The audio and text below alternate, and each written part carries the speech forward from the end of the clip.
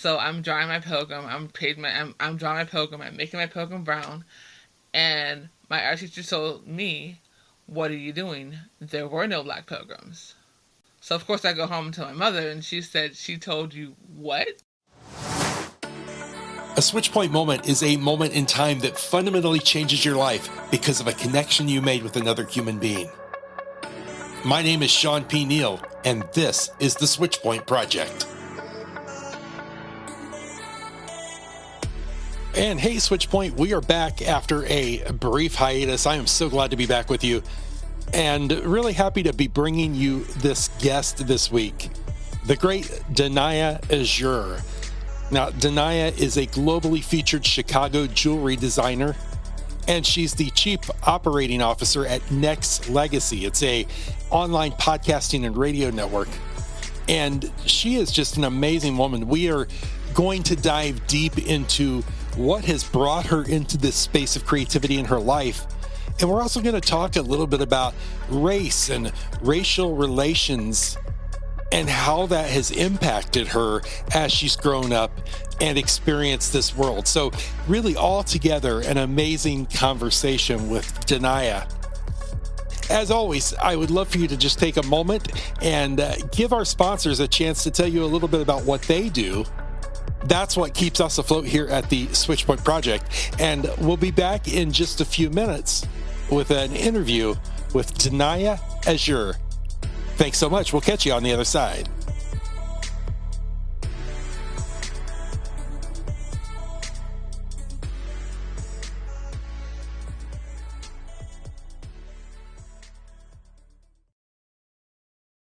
Danaya Azure, welcome to the SwitchPoint Project. How are you?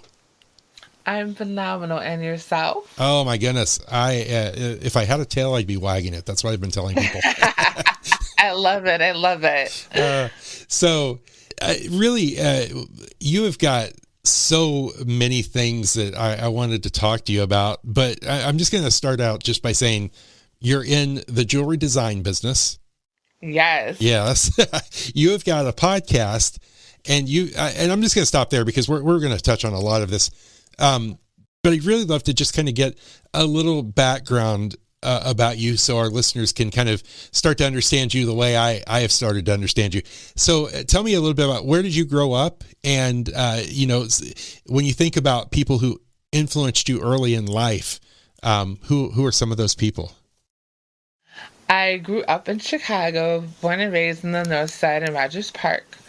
So my first influence was definitely my mother. I grew up singing, dancing. My mom always says that she put me in a beauty contest as a baby. So it's really funny to, like, if you saw the picture, you'd be like, that is not you, because I look completely different. But it's hilarious. She's like, I definitely was born for entertainment. She said I was actually singing before I could talk. So that's always fun. But I started dancing. I did ballet, tap, and tumbling when I was 3, and I started doing belly dancing when I was 6 because my mom was a belly dance teacher, choreographer, costume designer, show producer.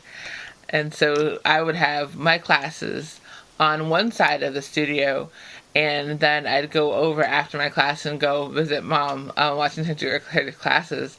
And one day I was like, I want to try, and I just started, dancing a little bit. I did my first show belly dancing at a restaurant, at a Middle Eastern restaurant when I was 6 years old. And I was persistent with that until I was about 24 or so. And then I kind of fell back from that. But in between that, I was still doing choir. So I was with the Chicago Children's Choir for 5 years. I started that at the age of 9. And that was a really interesting experience because I got to sing for former President Bill Clinton and Hillary Clinton. Wow. It was just pretty cool because we got to sing at the 96th Democratic National Convention when it was in Chicago. We got to sing for former Mayor Daley. We got to sing at the grand opening of the O'Hare International Airport, which was pretty awesome. Goodness, we got to perform around So like here in Wisconsin and Michigan, but a lot of my choir members got to perform overseas on multiple occasions. My mom was like, "No, you are not going to Italy before me." I was like, "Seriously, really? I have a chance to go to Italy, and you're telling me no because you can't go yet?" Wow. But Yeah. but yeah, my friends have performed at in Italy, South Africa, like everywhere, which is pretty awesome. I still talk to some of them to this day. So shout out to all my CCC alumni; they're amazing. So Yeah. the creativity, the arts have been a part of your life since, it sounds like, birth almost. Yes, definitely. Yeah. It's always interesting. I was the kid that, when they put the football or whatever in front of him, I'd had to watch my head because I would get hit with it. I could never catch. I was never sports inclined, but music was always my thing. And I embraced that when I was younger because it gave me, I found my tribe. It gave me a place to live. Right.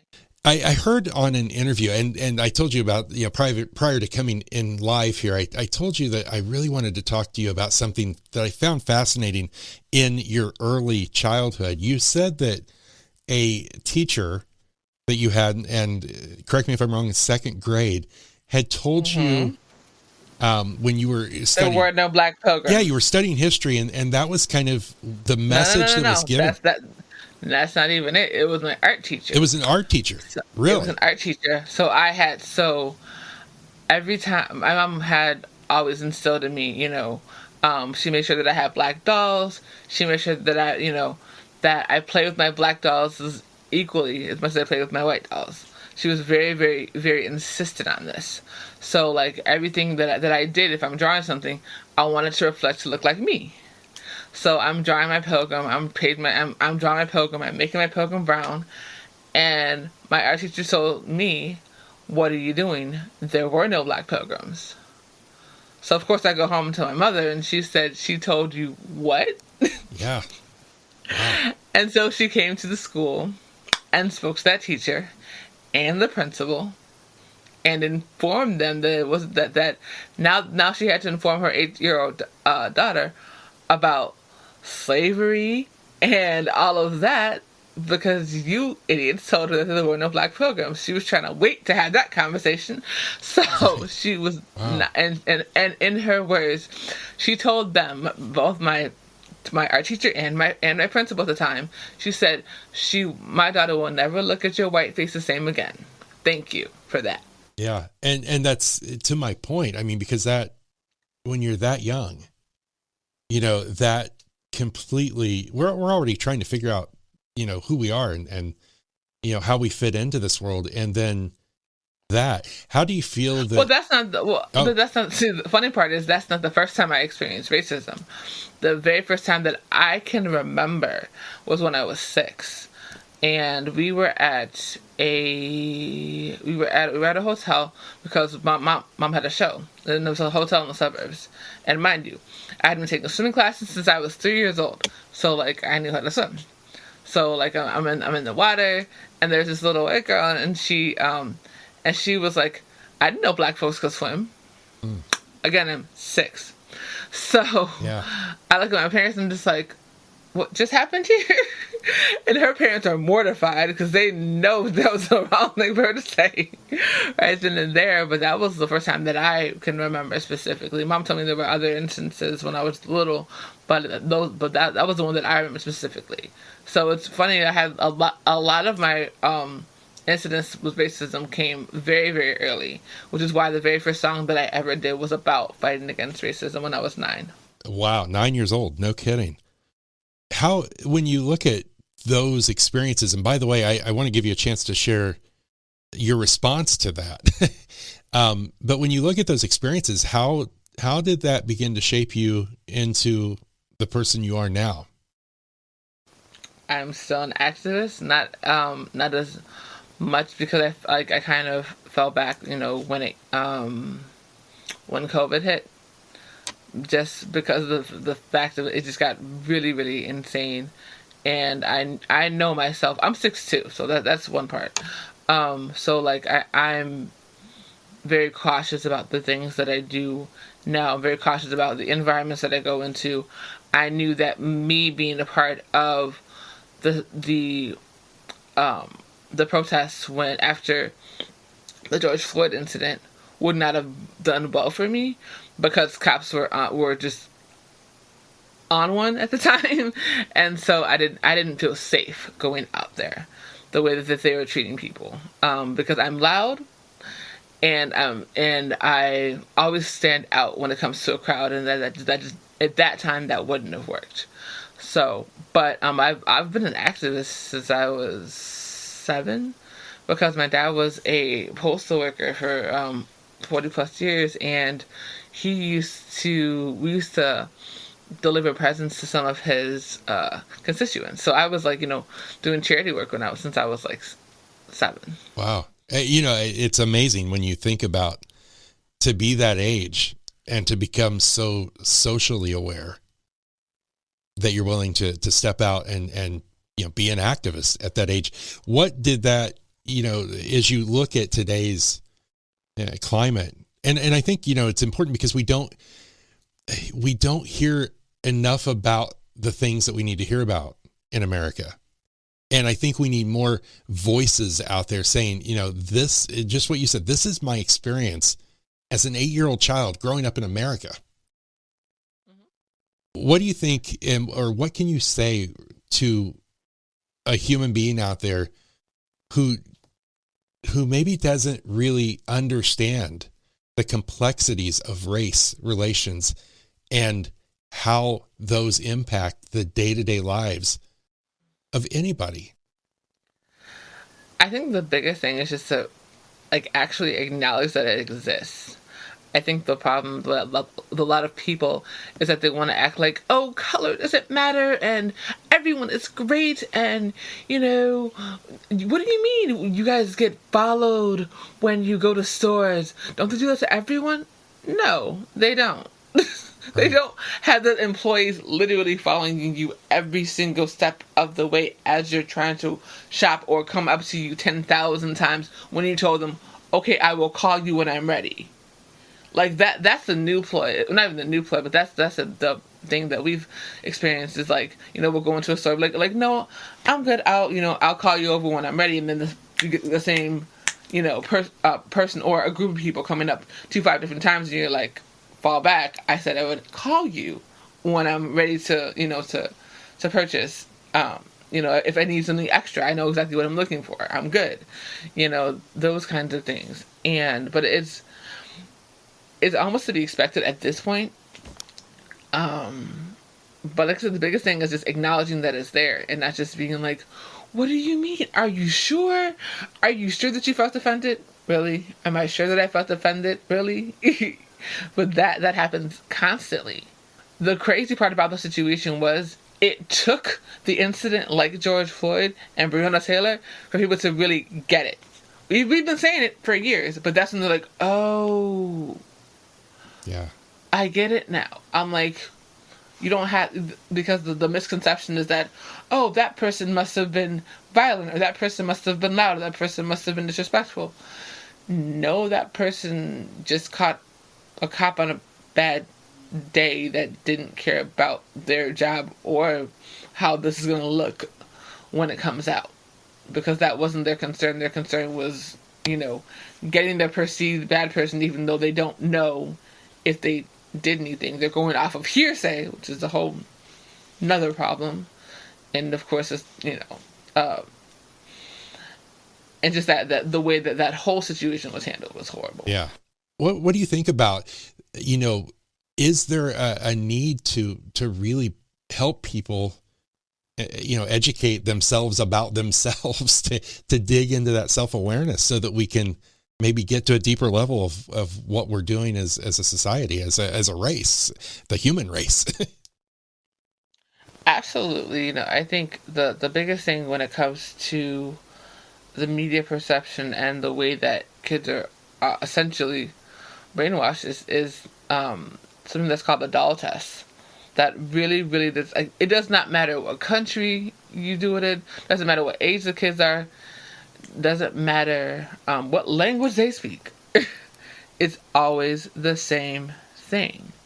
And we have to ask yourself, why does why do the children not, especially black children, not see themselves in these dolls and not see the beauty in these dolls? They always, always, always pick the doll that doesn't look like them. That's the smart one. The one doll that doesn't look like them, that's the pretty one. Every single time, no matter where you try it.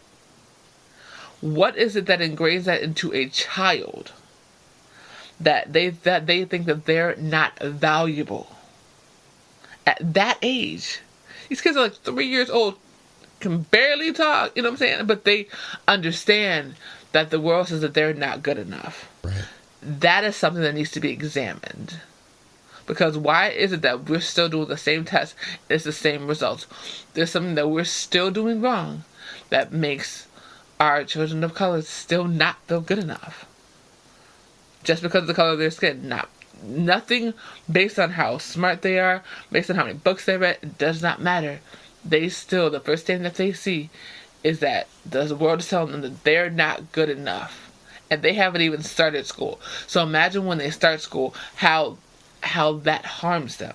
That's what I think a lot of people don't understand. Kids are incredibly smart at a very, very young age. And so when you sit there and you're telling them things, you have to be very careful what you tell them. Be very careful what you show them. When you're giving them dolls, give them dolls that look like them so they can see themselves. Representation matters. Yes. That's what people don't understand. Representation matters in every form. People that aren't of color have had representation for years. Some people are like, oh, why are you changing this? Why are you changing that? So we're changing it so everyone can feel like they have something that looks like them. There's nothing wrong with that. Absolutely. You're in jewelry. Is there a connection there to the creative side that you found when you were younger to being a designer? Yes. How did that play out? My mother was a costume designer. So I grew up around beads and sparkles and shiny things forever. When I got older, one of my uncles, rest in peace, he asked my mom to make a necklace. And I was like, well, when did you start doing jewelry? And she's like, look at all the stuff I wore when you were a baby. And I was like, oh, you made that? Dope. And so she started making stuff, and then I started trying it. And then it was originally the first year, it was literally just us making it for one another.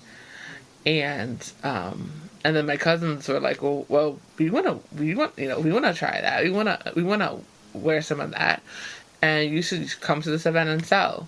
And we're like, okay. So I did one event. Then I started doing events for different artists. And then I had my girl, amazing vocalist, songwriter, producer. She wore our jewelry on stage. I've had my jewelry worn at House of Blues. Wow, that's and several incredible. music videos. Yeah, and several music videos. And now it's gotten to the point where I've gotten my jewelry worn on television. I've had it worn on TLC, on Channel 9, and that was my cousin actually wore it when she got her Teacher of the Month award a while back, which is pretty awesome. And I actually got it worn on Empire, on like one of the biggest scenes, which is super dope. I've had it worn on several different independent films. Shout out to the film Call Center. Oh my gosh, that was so dope. I actually got to have my jewelry scene from the very first opening scene to the end of the movie, which is really amazing. And the cover of magazines. That's actually how I got to be connected with HFL magazine, was because I designed for a fashion designer, Polo the Fur King, and he was featured on the cover. So it was a 4-page feature, and for like those 2 months that issue was out, the owner didn't see anything but the magazine. Like every single profile picture I had was the magazine, because my jewelry was on a very small portion of the cover, but the bigger feature was inside. So I was like, no, you gotta look inside. You can see the whole piece inside and all of that. And so he liked the fact that I was promoting the magazine, and Then I first got one of my first ads, and then a few years after that, I started working with him, and I've been working with him for almost 6 years now, writing for HFL magazine. And shout out to Kevin Forrest, he's so amazing. I truly appreciate him because he went, because jewelry designing is not easy, and you know, there are a bunch of people that are like, oh well, I used to, or my cousin used to do it, or my aunt used to do it, or whatever. And if I had listened to them, I would have stopped designing a long time ago and never would have got those other opportunities. But he was one of the first people to tell me that, I see your jewelry in TV and in movies. And I was like, okay, yeah, sure, whatever. Now Yeah. the credits are just lining up and they continue, and it's just a blessing. But had I not, gotten that kind of encouragement, I don't think I would have continued, because everybody else was like, oh, that's cool. That's a cool hobby, so. Right. But now I've done stuff on New York Fashion Week and all that kind of stuff. So, yeah. When you think about, some of the bigger challenges that you faced getting there, maybe the times when, you weren't feeling as confident about, if this was going to work or not, what would you say is the guiding factor for you to push through those times? Like, what do you lean on? Is it that really helps you get through those times when you're not feeling as strong or as confident in your journey? So back then, I was definitely my mom, because I watched like everything that she went through, and I remember like hearing the stories of her not getting credit for things, and so I was very intentional making sure that everything I did was timestamps, because there was no question that I was not going to get credit for anything that I did. And I know that a lot of her designs were stolen when I was little, and that really, really frustrated me. So I made sure that when we did the photo shoot for my feature in the magazine, that she got her credit, because there have been multiple things that she's been featured in that she didn't get credit for. So I was very, very adamant about making sure that she got her credit as her stage name and all that. And that was really awesome to be able to do that for her. But then I have like some really amazing friends that, Erica, oh my God, Erica for the NBA, incredible queen. She just had a birthday yesterday, but she's been in production for television and film for over 20 years. Just a social media mogul, just such a great, great, amazing person. Our girl Candy, who's the owner of Life After Sports, she's actually the reason I'm on Clubhouse, as a matter of fact. Candy, Casey Bizboss, the real Casey Bizboss on Instagram, amazing person. Just has the most beautiful energy. She's the owner of Life After Sports. She's the owner of Athletes Who Give. She is in the African American Hall of Fame for being the very first African American woman to own and manage a professional basketball team. So I've gotten to be able to tour the country with her for different events, and just see some of her clients grow. Her daughter Demi Lobo, who's now working with Fox Soul, like I got to be with meet them when Demi was a pop star. It's like so not to see her on Fox Soul doing her thing, so proud. You know what I mean? So it's been relationships that I've built. I'm an only child, so like I've always had to build relationships outside of the home when it comes to support. Here's what I'd love to do. You've got your hand in a lot of different things, and what I really love is that it all kind of seems to center around, this creativity. Whether it's music, whether it's jewelry, you really are focused on, inspiring that creativity and pulling it out of yourself. Can you kind of tell me, if you look 5 years down the road, what would be a great place for you to land? What kind of things would you like to say you were able to accomplish and see happen in the next 5? 5 years down the line, let's think. 5 years down the line, I'm gonna own a home in California, Nevada, and Chicago. I would have had at the very least, I would have at least had an a Grammy and an Oscar red carpet feature, because we already got 2 Grammys. So shout out to Bad Kids Camp, shout out to Malik Yousef, and the entire team. So, but I want my red carpet feature on so I would have worked with a Disney company at least once when it comes to the jewelry. Of course, financially free. Definitely that. Yeah. Um, I mean, all the companies, every single company that I'm working for will be fully funded. Yeah. There you go. No questions asked. No questions asked. When you put those on the map, and you're being very specific, which is even better. Now you've got what we're working towards. Now we just have to figure out how to get there. And I think that a lot of people tend to see, well, this is out of my reach and there's no way I'll be able to accomplish that. But you've set some really nice, good goals for yourself. And then it just becomes a roadmap of how am I going to get there? I love that. Exactly. Yeah. So as people are listening, I know since you've got a couple of different things, the Bad Kids class, the jewelry business, all of these things, I would love for you to just kind of talk to people really quick about each one of them, how they can find you online, what websites, how can they catch up with what you're doing and stay engaged with you after they hear this? The best way to catch up with me is to follow me on all social media at Danaya Azure, DANAYAAZURE, because I have all of my links in my Instagram bio. I'll go down the list. So when it comes to the radio station, that's Nexxlegacy. If you're on Android or on iOS, you can download the Nexxlegacy app. Nexxlegacy. But you can also now find us on Spotify. If you go to Spotify and type in Nexxlegacy, we have so many episodes that are coming up. Super, super excited about that. You can hear my episode with Kelly Wood. You can hear my episode with Daryl Cavett. You can hear my episode with Stephen Malszewski, which is super awesome.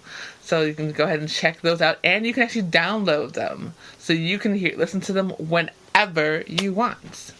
So when it comes to the magazine, you're going to go grab your copy at www.k4sent.com. You can grab it in digital for $4 or in print for $8, and the print copy will also give you a digital copy, so you can watch that, on your iPad, on your phone, whatever. Now, if you are a singer or a songwriter or a lyricist, and you want to really take yourself to the next level, join Bad Kids Camp, because we are doing some amazing things over there. And you go to join.badkidsclass.com. We are writing songs from some incredible legends. We're working on some placements. We're working on some movie deals. We're doing some amazing things over there. It's started by super songwriter, producer, award-winning Malik Yousef. Incredible person. He is the mentor for Kanye West. So that's how we got connected. So when it comes to the last Grammys that we got for Jail and for Hurricane, we had 3 of our students that were a part of the production team on those 2 records. We had multiple students that were on the team for the entire album. When it comes to Life After Sports, go to lifeaftersports.biz. That is an amazing program that I work with as well. When it comes to Project 180 Chicago, that is a mental health organization that I work with. Shout out to Project 180 Chicago. They really helped me get through my mom when she was sick and when she passed. So shout out to my girl Rosalind. That's her organization. PR and Arts Agency, that's my girl Seva. Working with her has been such a blessing. She's just an amazing person. It was such a beautiful personality. So her company's called PR and Arts Agency. She is the senior celebrity publicist for Black and Brown Hollywood, and she is just doing her thing. I am so proud of her to see everything that she's doing. So the best way to literally to find that is just type in my name, Danaya Azure. Once again, DANAYAAZURE, and that's pretty much everything. Yeah, and that proves my point. You've got your hands in so many things that if people can't find you, they are not looking in the right places. Oh, of course. And the newest company is MMS LLC, Networks LLC. Shout out to my girl Erica. Shout out to my guy Mike Victor. That's the newest company I've been working with. And we're doing some incredible things. So Wow. stay tuned for that. Yeah. Make sure you follow that as well. Like I said, but like I've been working with Erica for years on multiple different projects. And so, it just goes to prove that, relationships are kind of the cornerstone of every success. Well, Danaya Azure, thank you so much. You are just a gifted person. You are an inspiration, and I really am excited for people to jump on your social media and just connect with you and see how you are acting as a change agent in this world. Thank you for being a guest here.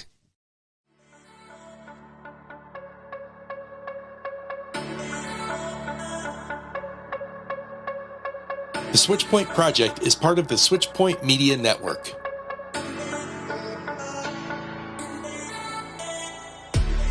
SwitchPoint Media creates raw and revealing conversations that explore the intersection of self and social awareness, growth, and authentic human connection. For more great podcasts and videocasts, be sure to join us at switchpoint.media.